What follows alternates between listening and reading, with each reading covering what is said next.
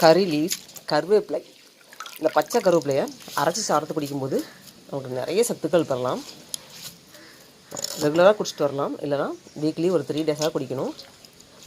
அரைச்சிட்டு சாறு எடுத்து வடிகட்டி குடிக்கணும், அப்படி குடிக்க வேண்டாம். ஏன்னா சில பேருக்கு வந்து செரிமானம் ஆகாது, அந்த அப்படியே அரைச்சி குடித்தோன்னா. அதனால் தான் வடிகட்டி குடிக்கணும். ஃபஸ்ட்டு அரைச்சிக்கலாம். கருவேப்பிலை அரைச்சி சாறு எடுத்தாச்சு.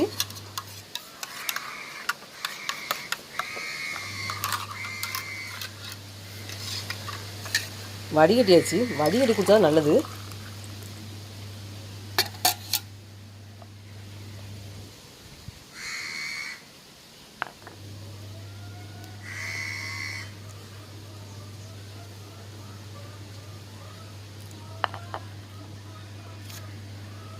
கருவேப்பிலை இருக்கிற சத்துக்கள் பார்க்கலாம். கருவேப்பிலையில் vitamin A, B, C, E, phosphorus, calcium, இரும்புச்சத்து, நார்ச்சத்து போன்ற சத்துக்கள் உள்ளன. கண் பார்வை திறன் மேம்படும். அதே மாதிரி செரிமானத்துக்கு ரொம்ப நல்லது. நோய் எதிர்ப்பு சக்தி, எலும்பு ஆரோக்கியத்துக்கு ரொம்ப ரொம்ப நல்லது. இதில் கூட விட்டமின் என்னென்னு பார்க்கலாம்.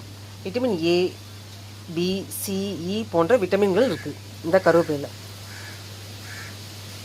நார்ச்சத்து நிறைஞ்சிருக்கு. இது செரிமானத்துக்கு ரொம்ப ரொம்ப உதவுது. ஆன்டி ஆக்சிடென்ட் இருக்கிறதுனால நோயிலேருந்து வந்து பாதுகாக்கும் இந்த கருவேப்பிலை. விட்டமின் A அதிகம் இருக்கிறதுனால கண் பார்வை திறனுக்கு ரொம்ப நல்லது. கண்புரை வராமல் நம்ம தடுத்துக்கலாம். அது வாய்ப்பை குறைக்கும். கண்புரை வராமல் தரக்கூடிய வந்து தன்மை நிறைஞ்சிருக்கிறதுனால கண்புரை வராமல் பார்த்துக்கலாம். நார்ச்சத்து செரிமானத்தை மேம்படுத்தும். அதே மாதிரி மலச்சிக்கலும் வராமல் தடுத்துக்கலாம். விட்டமின் C இருக்கிறதுனால நோய் எதிர்ப்பு சக்தி அதிகரிக்கும், இம்யூனிட்டி பவர் அதிகரிக்கும்.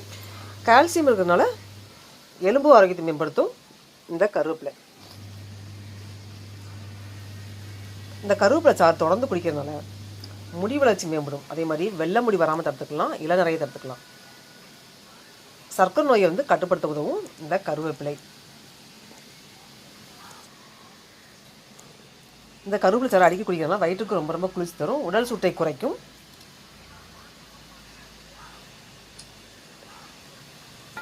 இரும்புச்சத்து அதிகம்னால முடி வளர்ச்சி வந்து ரொம்ப அதிகரிக்கும். முடி உதிராமல் பாதுகாத்துக்கலாம்.